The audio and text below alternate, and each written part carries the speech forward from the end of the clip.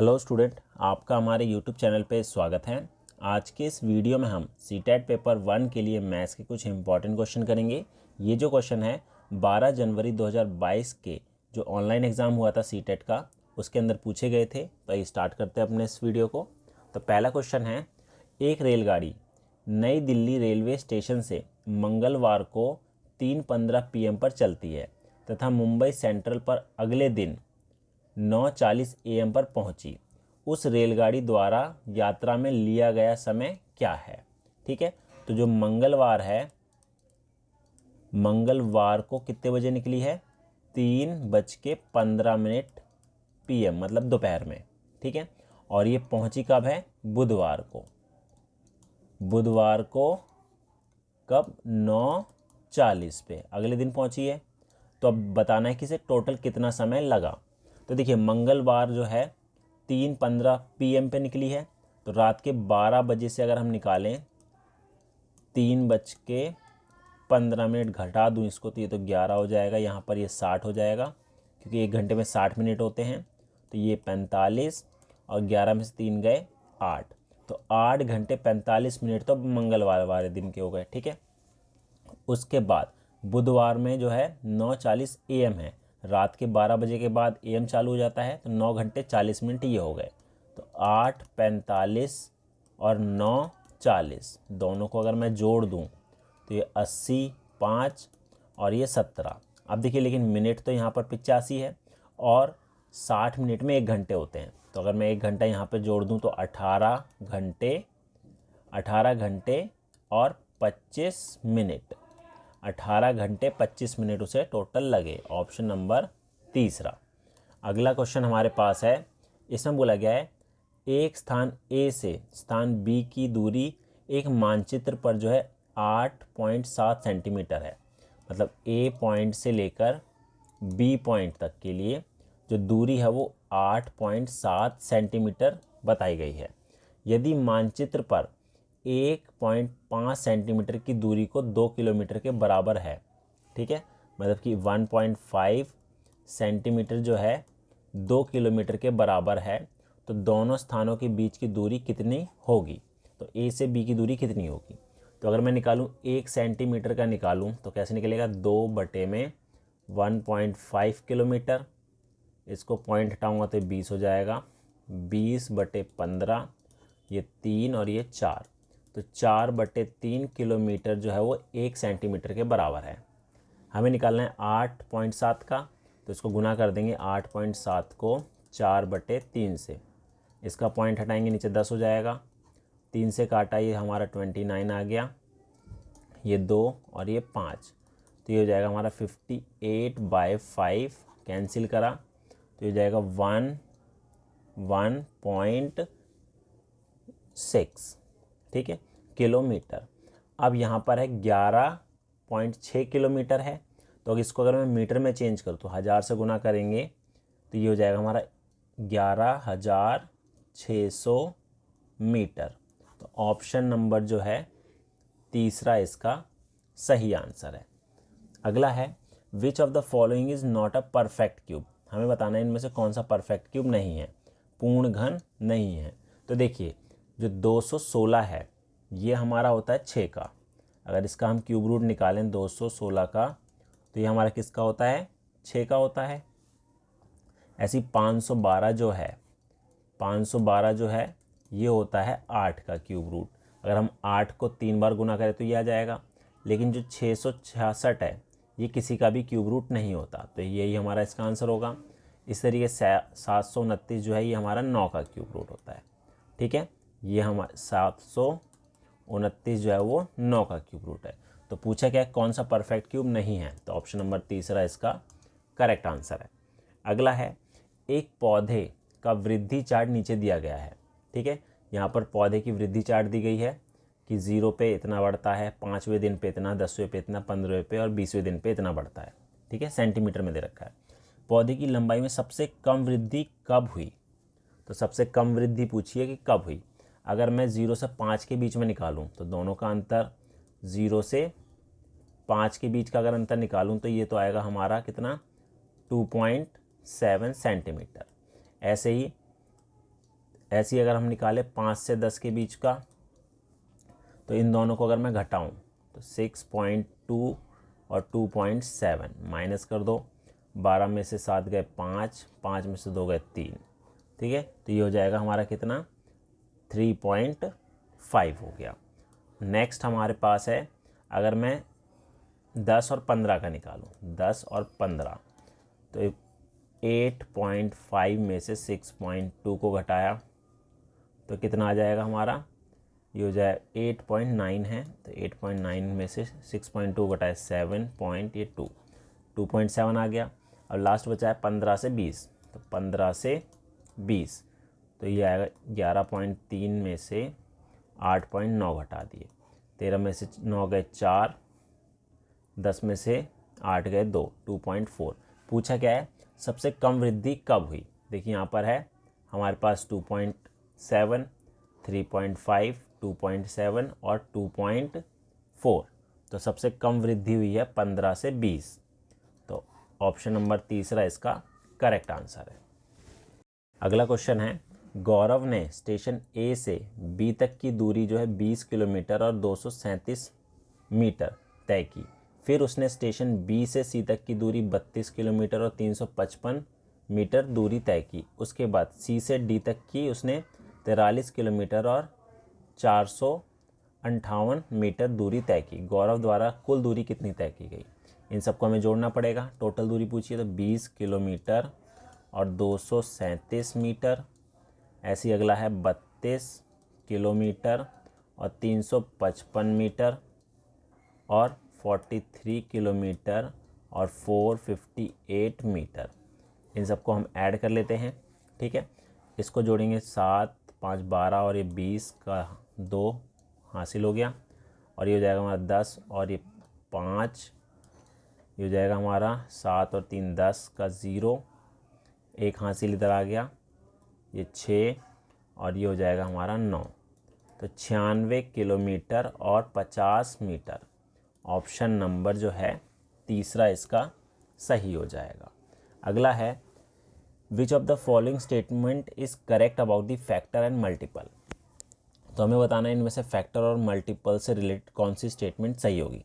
तो सबसे पहले आपको फैक्टर और मल्टीपल पता होने चाहिए। अब देखिए फैक्टर क्या होते हैं, जैसे कि अगर मैं यहाँ पर लिखूँ 12, ठीक है। अब 12 के फैक्टर क्या क्या हो सकते हैं, यहाँ पर ये 1 से भी डिविजिबल है, मतलब जिससे ये भाग हो रहा है, 1 से हो रहा है, 2 से हो रहा है, 3 से भी हो रहा है, 4 से भी हो रहा है, 6 से भी हो रहा है और 12 से भी हो रहा है। तो ये सारे जो है इसके फैक्टर होंगे। अब अगर मुझे 12 के मल्टीपल निकालने हों, ठीक है, क्या निकालने हों, मल्टीपल, ठीक है। तो मल्टीपल में क्या होता है, इसका जो पहाड़ा है, जैसे 12 हो गया, फिर 24 और 12 या 36, 12 चौक 48, ऐसे ही चलता रहेगा। ये हमारे मल्टीपल होंगे और उस नंबर से कौन से भाग हो रहे हैं वो उसके फैक्टर होते हैं, गुणनखंड होते हैं। तो यहाँ पर बोला गया है पहला 11 100 का गुणनखंड है, तो ये तो हो ही नहीं सकता। 11 जो है 100 से भाग नहीं हो रहा है, तो ये स्टेटमेंट हमारी गलत होगी। 11 is a factor of 100, wrong. 48 3 का गुणज है, तो 48 3 का मल्टीपल है। देखिए अगर मैं यहाँ पर 48 3 का गुणा, अगर 3 को मैं गुना कर दूँ किससे, 16 से, 16 तिया 48 हो जाएगा, ठीक है। तो ये स्टेटमेंट ट्रू हो जाएगी। अगले भी चेक कर लेते हैं। 11 इज़ अ मल्टीपल ऑफ 100। तो 11 इसका मल्टीपल नहीं है, 110 जो है वो 11 का मल्टीपल, यहाँ उल्टा लिखा हुआ है, तो ये स्टेटमेंट भी गलत है। अगला है 48 इज़ अ फैक्टर ऑफ 3, और 48 जो है वो 3 का फैक्टर नहीं है, ठीक है, ये भी गलत है, ठीक है। तो हमें पूछा कौन सी स्टेटमेंट सही होगी, ऑप्शन नंबर सेकेंड। अगला है, यहाँ पर हमें एक नंबर दे रखा है 2 2 2 6 टाइम दे रखा है यहाँ पर, ठीक है। तो इसको बताना है हम कैसे रीड करेंगे, ठीक है।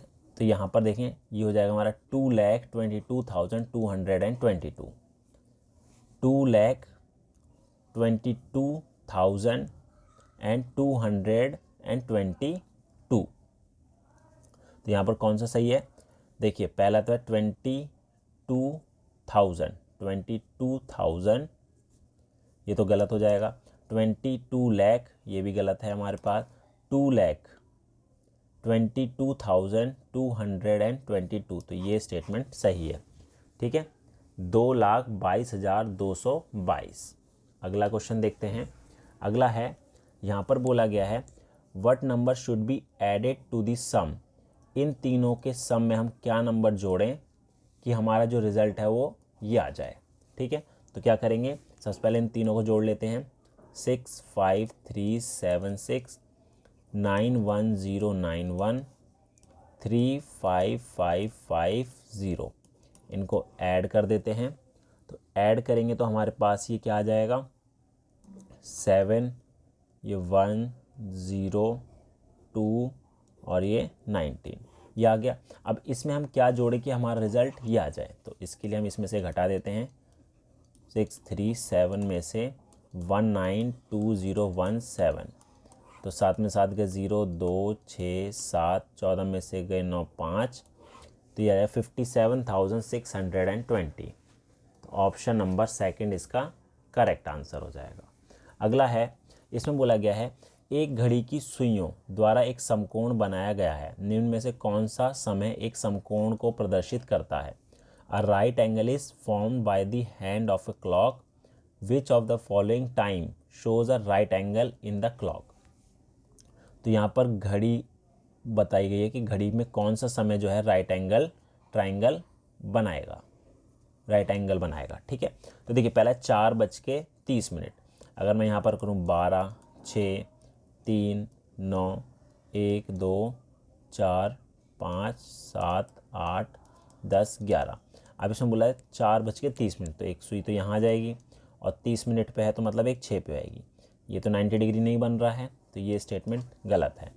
अगला है 6 बज रहे हैं उसमें। ठीक है, तो यहाँ पर एक जो सुई है वो तो 6 पे होगी छोटी वाली, बड़ी वाली सुई 12 पे होगी, तो ये भी हमारा 90 डिग्री नहीं बन रहा है, ये हमारा नेगेटिव बन रहा है। ठीक है, अगला है 9:15, ये 12 6 3 9, 9:15, तो एक सुई हमारी होगी 9 पे, 15 पे के लिए एक 3 पर, तो ये भी नहीं हो रहा है।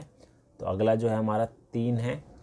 ठीक है, तो 12 6 3 9, तो एक सुई 3 पे और एक 12 पे, तो ये हमारा 90 डिग्री का बनेगा। ठीक है, अगला क्वेश्चन है हमारे पास, निम्नलिखित में से कौन सा सही है। तो हमें बताना है इसमें से कौन सा फ्रैक्शन जो है वो इंक्रीजिंग ऑर्डर में है, बढ़ते क्रम में दिया हुआ है। तो उसके लिए हम क्या करेंगे, इन सब के एलसीएम ले लेते हैं। जो भी नीचे वाला नंबर है 15 5 7 और 3, इन सब के एलसीएम ले लेते हैं। अगर मैं इनका एलसीएम लूँ, 15 5 7 और 3, 3 से करा, ये हो जाए 3 5 15, 5 7 और 1, फिर 5 से करा, 1 1 7 1, फिर 7 से करा। ठीक है, ये हो गया।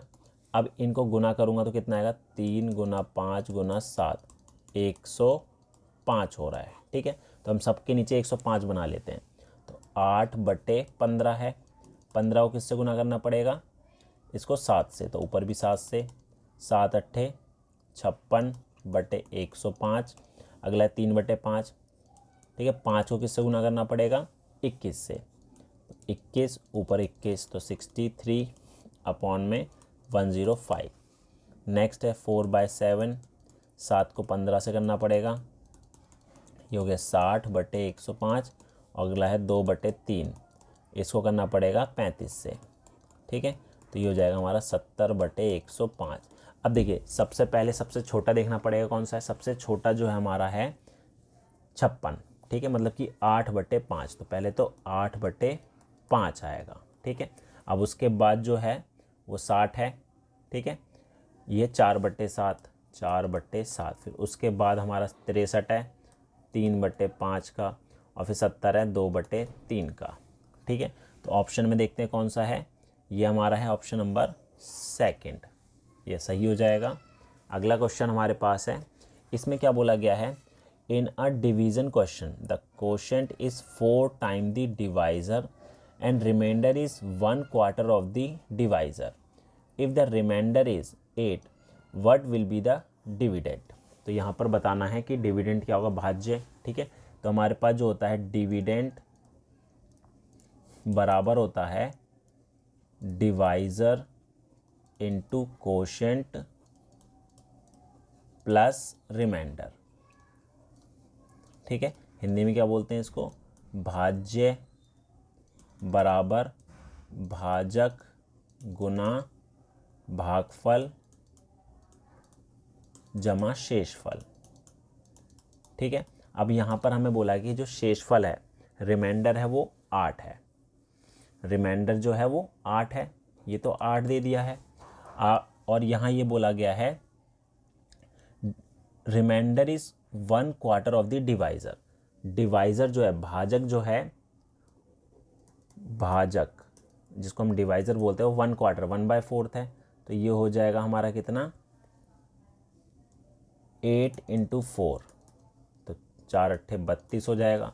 तो ये तो हमारा आ गया 32, भाजक आ गया 32। ठीक है, अब हमें एक और स्टेटमेंट है, quotient is 4 time the divisor. ठीक है, जो कोशेंट है वो भाजक का कितना है, 4 गुना है। तो 32 को 4 से गुना करेंगे तो कितना आ जाएगा, ये 32 को 4 से करा 8 और ये 12, 128।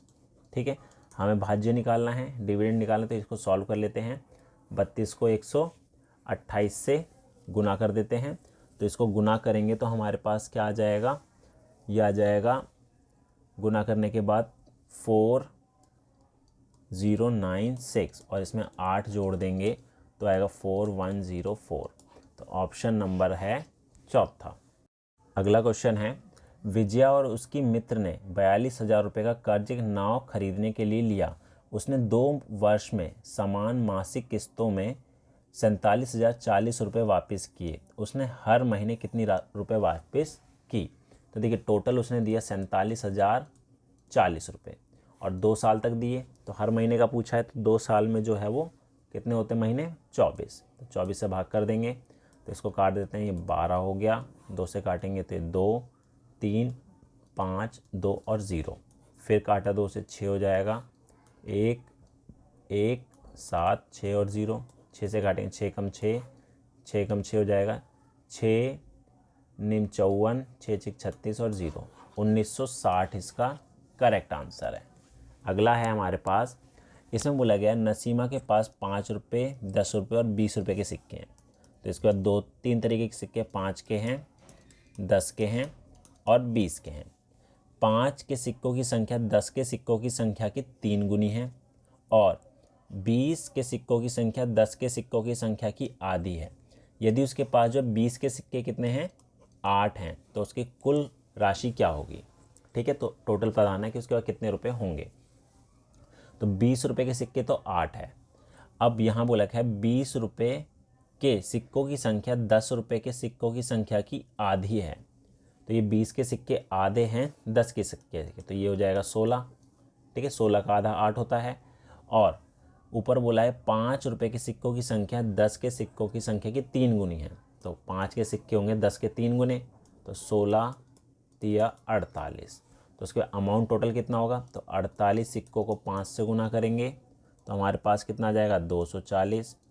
16 सिक्कों को 10 से गुना करेंगे तो 160 और 20 को 8 सिक्कों से करेंगे तो ये भी हमारा 160। अब इन तीनों को हम जोड़ देते हैं।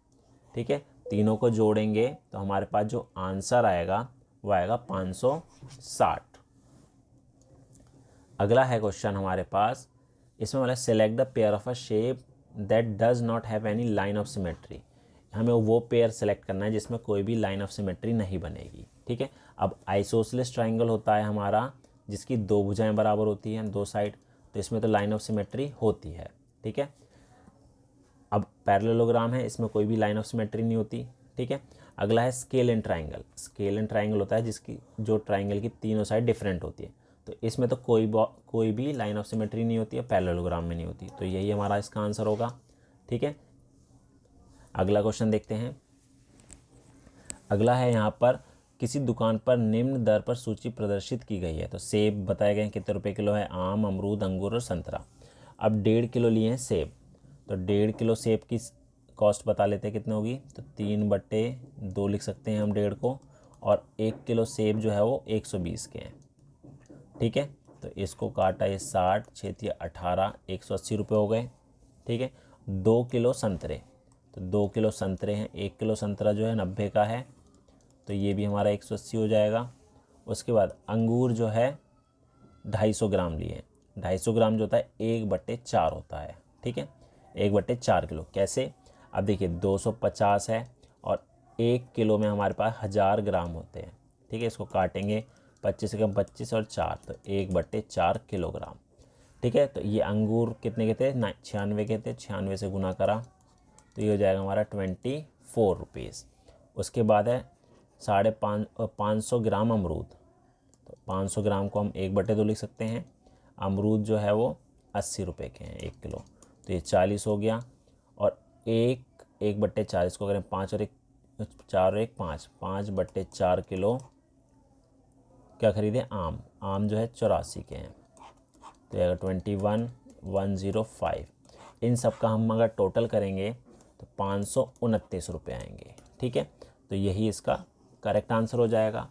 तो ये थे हमारे CTET 1 में पूछे गए मैथ्स के क्वेश्चन, जो कि 12 जनवरी के एग्ज़ाम में पूछे गए थे। उम्मीद है आपको हमारा वीडियो पसंद आया होगा।